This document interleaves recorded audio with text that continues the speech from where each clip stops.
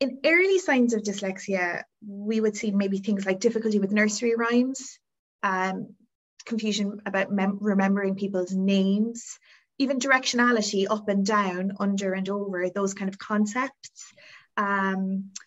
Difficulty sequencing stories, so going all around the world to tell your story about something, but not necessarily getting to the crux of it. What else? There's so many signs that you can see. I suppose one of the big flags for me always is if a young person is reasonably articulate and they're able to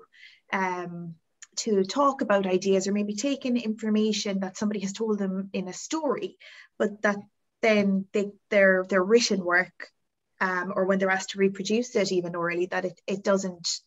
match, that there's a mismatch there. Or maybe, for example, your child might have an excellent vocabulary orally, but then when you see their homework coming home or their essays coming home, the vocabulary can be maybe immature for their age. They're not using an expanse of vocabulary that would be available to them orally. Again, you've got the classic pieces like the reversals of letters, maybe spelling, knowing the beginning of the word and the end of the word, but the inside being all muddled up,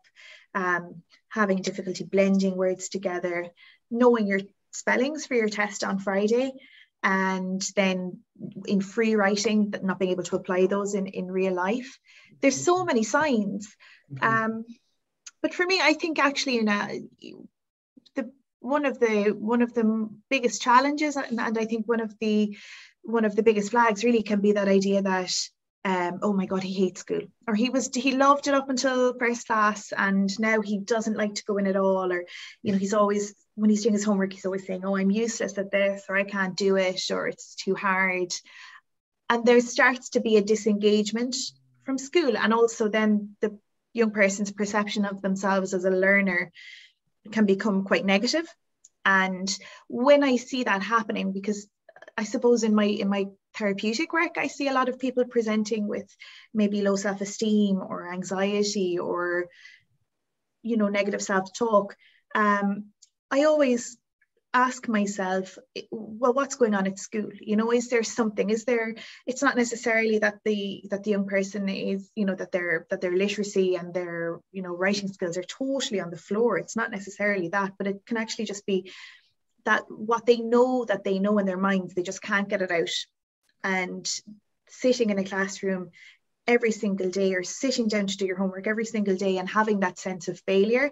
I think can cause such anger and frustration and anxiety and overwhelm that even for me, aside from any of those kind of specific educational signs,